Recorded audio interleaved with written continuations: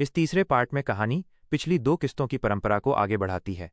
अब जगदीश्वर मिश्रा उर्फ जॉली अक्षय कुमार कानपुर से निकलकर दिल्ली की अदालत में अपनी प्रैक्टिस कर रहे हैं। वहीं जगदीश त्यागी उर्फ जॉली अरशद वारसी भी मेरठ की गलियों से आगे बढ़कर राजधानी की कोर्ट में हाथ पैर मार रहे हैं।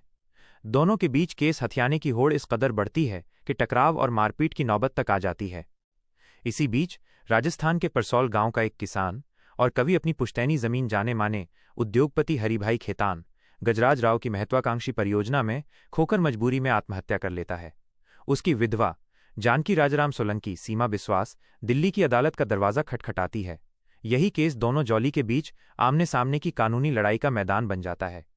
ये मामला पहुंचता है जस्टिस सुंदरलाल त्रिपाठी सौरभ शुक्ला की अदालत में, जहां से शुरू होती है किसानों और इंडस्ट्रियलिस्ट की ऐसी टक्कर जो सिर्फ कोर्टरूम तक सीमित नहीं रहती बल्कि किसानों की जिंदगियों पर सीधा असर डालती है। निर्देशक Subhash Kapoor jolly LLB series के मूल स्वर को बरकरार रखते हैं। हाँ, फिल्म का पहला हिस्सा थोड़ा धीमा है, खासकर शुरुआती 15-20 मिनट जिनमें प्रेमाइज को स्थापित करने में समय लगता है। लेकिन जैसे ही दूसरा भाग शुरू होता है फिल्म रफ्तार पकड़ लेती है। इस बार चूंकि किसानों की जमीन हड़पने और उनकी आत्महत्या जैसे गंभीर मुद्दे को केंद्र में रखा गया है, इसलिए कई दृश्य गंभीर हो जाते हैं। मगर निर्देशक हर बार उस गंभीरता को कॉमेडी के तड़के से हल्का कर देते हैं। बेशक कोर्टरूम ड्रामा में कुछ दृश्य ओवर द टॉप लगते हैं, जैसे जिला मजिस्ट्रेट का अस्पताल के बिस्तर पर गवाही देने आना या रेसिंग कारों के बीच ऊंटों का दौड़ना। लेकिन इन सब के लिए फिल्म की शुरुआत में डिस्क्लेमर दिया गया है कि मनोरंजन को सशक्त बनाने के लिए सिनेमैटिक लिबर्टी ली गई है।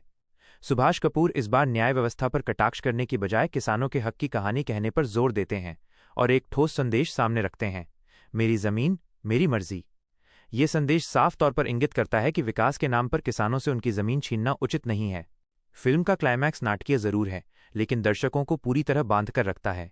गीत संगीत कुछ जगहों पर कहानी की गति से ध्यान भटकाते हैं, लेकिन कुल मिलाकर फिल्म मनोरंजन का भरपूर पैकेज देती है। परफॉर्मेंस की बात करें तो अक्षय कुमार अपनी कॉमिक टाइमिंग और नटखट अंदाज से बाजी मार ले जाते हैं। उनके साथ ही कलाकारों से उनकी चुहलबाजी और ठिठोली दर्शकों को खूब गुदगुदाती है। वहीं अरशद वारसी जॉली नंबर 1 के रूप में जंचते हैं और दोनों जॉली की टक्कर पूरी फिल्म का मजा दोगुना कर देती है।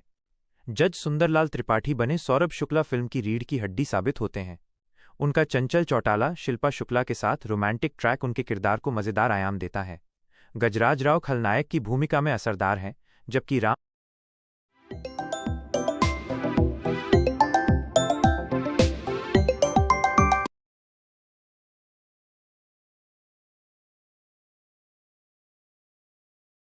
कपूर अपने अलग स्वैग के साथ स्क्रीन पर आते ही छा जाते हैं। सीमा बिस्वास कम डायलॉग्स के बावजूद अपनी आंखों और सशक्त अभिनय से गहरी छाप छोड़ती हैं। कोर्टरूम में उनका रुदन दिल को छू जाता है। हुमा कुरैशी और अमृता राव भले ही छोटे किरदारों में हैं, लेकिन प्रभावशाली हैं।